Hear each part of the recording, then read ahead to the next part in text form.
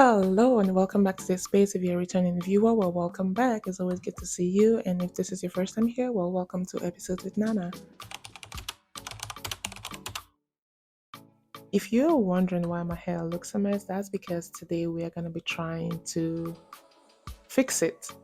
So, I've been wanting to do passion twist for the longest now, but I've been kind of hesitant because the two times that I've tried it, it was a failure.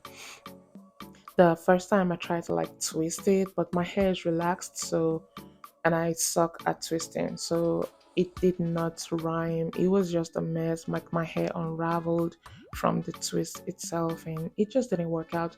And the second time that I tried it, I did the method where you braid your hair individually and then crochet the hair through, and then try to loop or pull your hair through the passion twist itself. That didn't work out either because every morning I woke up, it was like the root of my braids was trying to like separate itself from the passion twist. It was a mess, and no, I am not doing that again. Anywho, I've been looking on YouTube, watching several videos, trying to find different ways that I can do passion twist, and I found the one that they call the illusion method. It's basically, I don't know how to describe it. I'm just gonna go ahead and show it in the videos. So I already ordered the hair off of Amazon. I got color 2 in 18 inches. The pack comes with 8 individual packs. So this is what it looks like. So I have 8 of these in one pack, and I opened one up so I could show what it looks like. This is 18 inches, and it is 12. I have 12 of these. So basically I have 12 braiding hair, and I have 8 of these, so hopefully that should be enough to cover my big head. And yeah, because I don't know what's gonna happen if it doesn't, but yeah, I should go ahead and get started with braiding the hair now, and I'll show you what all that looks like. So I went ahead and sectioned my hair into 3 parts. That very black part there is where I'll be having the individual braids that I'll be connecting. I'll be having individual braids that will connect as well in the front section. And that middle part is kind of where I merge both the front section and the back section into cornrows. It might not make sense now as I'm describing it, but you'll see it eventually. In some of the other videos that I watched, some people prefer to use the rubber band method where instead of putting it in individual braids like I'm doing, they just use the rubber bands and, put the rubber band here and then pull it to the next section and, just continue connecting each braid with the rubber band instead of braiding, if that makes sense. But yeah, but I always like to think about the worst case scenarios when it comes to me because believe me, 2 days later, that rubber band is gonna pop off from my head, and then I'll just have that little loose part in the middle that I don't know what to do with it. Yeah, I just would rather be safe with the braids. So yeah, I just braid it here and then start the second braid and pull that first one into it. One thing that you need to take note of while doing this is try not to make the braid too tight, or if you end up using the rubber band method, try not to make the roots super tight so that it's not putting so much tension on your scalp when you're trying to pull the hair using the crochet needle. Because if it's too tight, if you braid it too tight, then you're gonna have a problem pulling it, and you just don't want all that tension.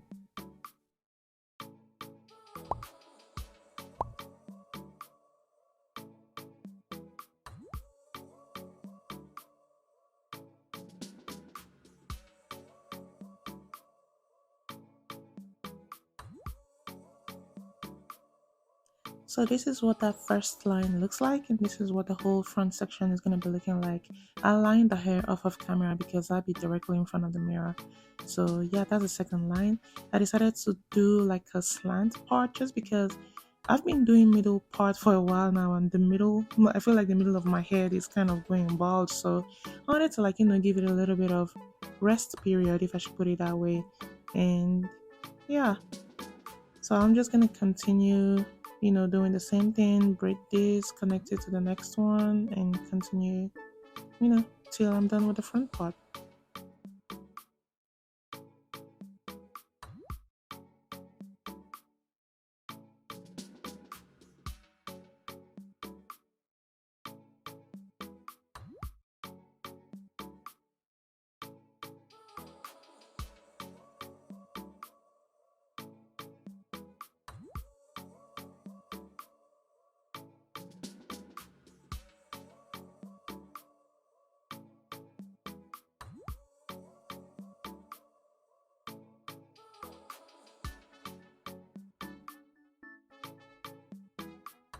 So I went ahead and finished the rest of the individual braids off the records, and then I proceeded with doing the line at the back, which I didn't show, but here is what it looks like.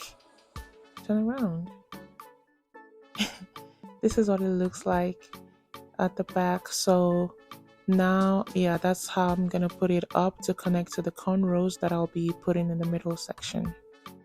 Now, I was probably being extra by putting those individual braids at the back as well, because all the other videos that I watched on YouTube, they only had that in the front section. But I wanted it at the back because I always like to put my hair up in a bun, and I wanted it to still give the illusion of, regular braids as opposed to crochet, if that makes sense. But you'll see it at the end and it will make sense when you see it. It looks way better than what I imagined it would have looked like if I didn't do the individual ones at the back as well.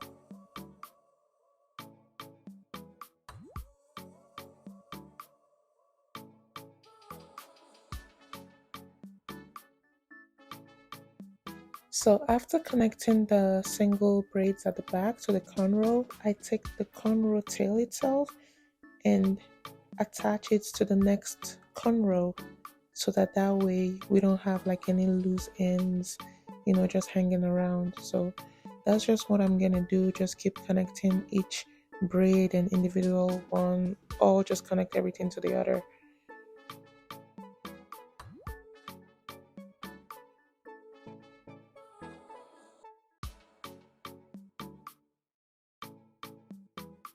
I'm just going to show one more braid just so you can see exactly how I attach the tail of the cornrow along with the individual braid from the back. So once I'm approaching the end, I take the tail of the previous cornrow and attach it to the current cornrow, and then continue braiding, and then take the individual braid now and connect it to that same cornrow like so. So that way I'm really getting rid of any loose hanging tails. But yeah, I'm just gonna go ahead and finish the rest of it off of camera, and then I'll be back. Finally, all done with one loose tail hanging, which I'm gonna go ahead and crochet under the braid. Now that the difficult part is over, it is finally time to start putting in the twists. I believe almost everybody already knows how to, put in crochet hair. So I'm not gonna spend a lot of time, showing that. I'll just show a little bit and then just run through the rest of the video. The only thing that I'll say you really need to take note of is the fact that you're going to be putting each of those twists into each of the individual little squares that you made, so that you're getting that illusion of the braids, if that makes sense. And then that's just for the front part and the last row behind. For the part where you have the cornrow, you can just fill it as you wish.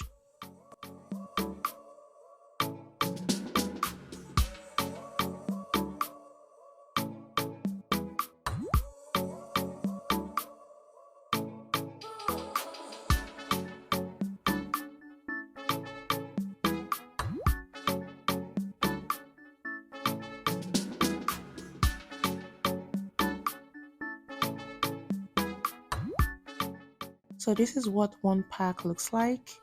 Yeah, I believe it is giving the illusion that we're looking for.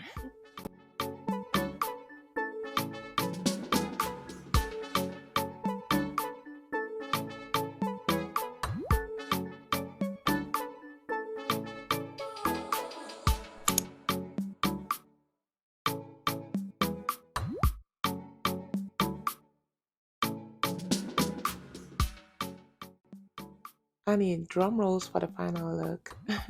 This hair was very easy to finish. I ended up using only 6.5 packs. I had 1.5 pack of hair left. The hair is very lightweight. It is not heavy at all. And here is the back part that I was talking about. See how, it's giving the illusion of just braids instead of crochet. I really, really like how this hair turned out, guys. I think you definitely need to be doing this for the summer. But yeah, thank you guys so much for watching, and see you in my next video.